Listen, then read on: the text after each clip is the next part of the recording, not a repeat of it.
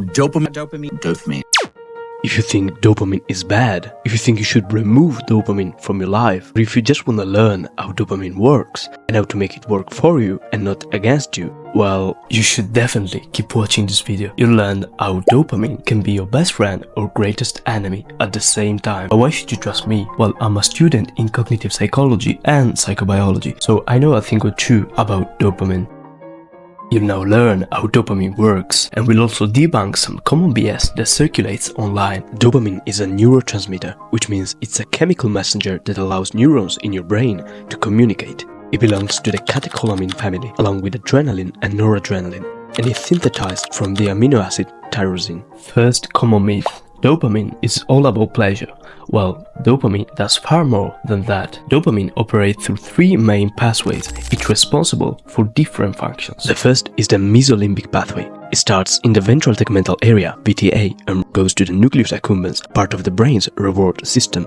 This pathway drives motivation, reinforcement learning, and addiction. When you achieve a goal, your nucleus accumbens is flooded with dopamine, making you feel good and reinforcing that behavior. This pathway is involved in any type of addiction: phone, TikTok, food, sex, porn, anything you can imagine. But it's just not about addiction. It's also about reinforcing positive behaviors and healthy pursuits like working out or pursuing a partner. Meaning, dopamine is the molecule that gives us the drive to achieve things that we currently don't have. It does that in collaboration with the mesocortical pathway. It connects the VTA to the prefrontal cortex, the part of your brain responsible for rational thinking, planning, and impulse control. It regulates focus, decision-making, and long-term goal setting. For example, low dopamine in this pathway is linked with ADHD, which makes it hard to stay focused or motivated for long-term pursuits. And finally, the nigrostriatal pathway.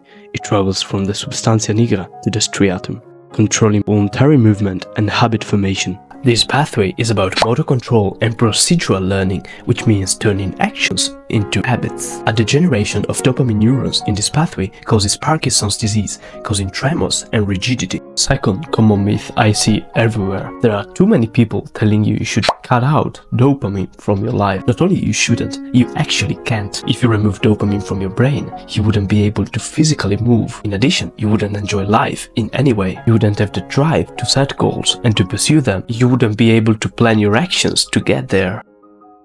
Dopamine has many roles, but the one we'll analyze the most in this video is this. Dopamine is the molecule that motivates us to act in an organized way in order to achieve something we currently don't have. To use an analogy, dopamine is not the problem. The problem is what you're pursuing using dopamine, meaning you shouldn't remove dopamine, you actually can't. You should instead tie your dopamine release to something better. Now, we'll see some scientifically proven methods to make your dopamine release better for your well-being, fulfillment, and achievement. First tip: attach dopamine to the process, not the reward. Many people advise you to reward yourself after completing hard tasks. That can be useful, but there's a problem. When you get used to rewards, you stop enjoying the activity itself. You start doing things just for the reward. But think about it. Life is 90% about the journey, the activity that leads to a goal, and only 10% about goals. So only thinking in terms of goals is stupid. What you should do is attach dopamine to the process, not just the outcome. Dopamine isn't just about the pleasure of success. It's mainly about the drive towards success. When you set a goal, your brain releases dopamine in anticipation of reaching it. This is what fuels motivation. So here's the problem.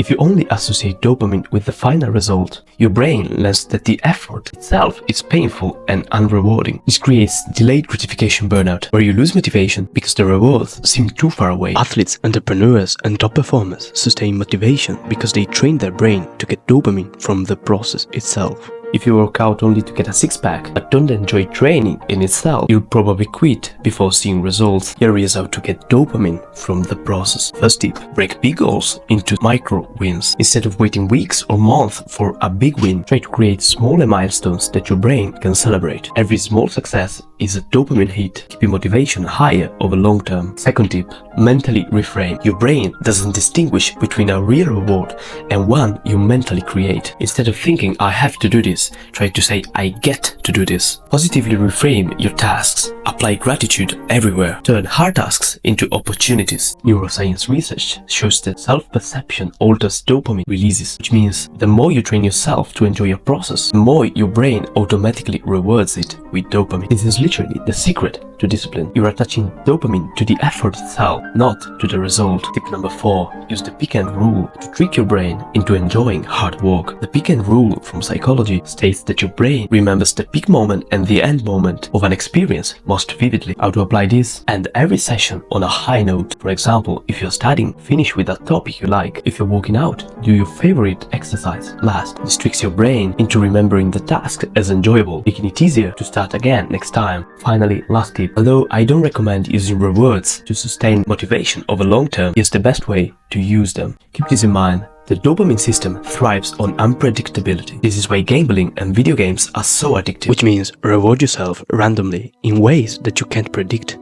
Next tip, accept that after a dopamine increase, dopamine levels will eventually go down. None of the tips I just explained to you can remove this fundamental truth. After a high, there will always be a low. If the high is very high, the low will be very low, and nothing can change this. You need to accept that your dopamine levels, and consequently, your happiness, your mood, will fluctuate over time. The sooner you accept it, the less you suffer. By the way, I highly recommend you that you subscribe to my free newsletter, Flow Wolf. The link is down below. You receive emails where I share systems and frameworks to enter flow state on command and many more psychology tips. If you subscribe, you'll also receive my free PDF guide, NEUROSTOICISM, where I combine the wisdom of Stoic philosophers with psychology and neuroscience, completely free. The link is down below.